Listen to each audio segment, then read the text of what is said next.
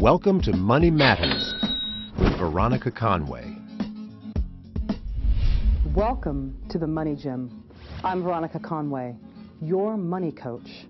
The Money Gym is where we develop your money muscles. Money muscles are the thoughts, habits, and behaviors that lead to financial fitness. In this segment, know your value. One thing that I observe with entrepreneurs, especially with people of African descent, is that they don't have a clear picture of their own value. In other words, they don't know how to charge what they're worth. I have a secret for you. You don't want to be cheap or affordable.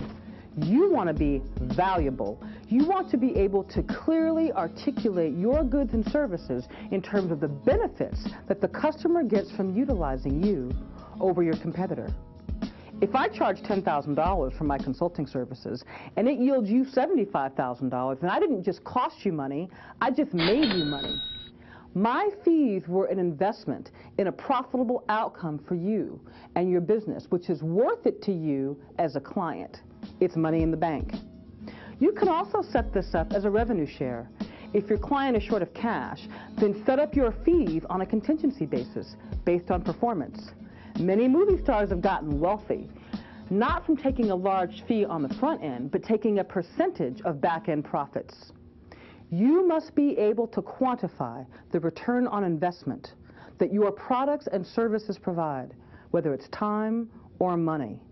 Actually, time is money if you're an entrepreneur.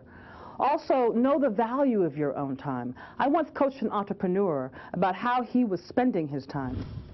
We calculated that when he was at the top of his game and really performing, he could generate $75,000 an hour without much effort, based on his strengths and talents and the business relationships he had. We got clear that every hour that he spent doing $45 an hour work was costing him $75,000.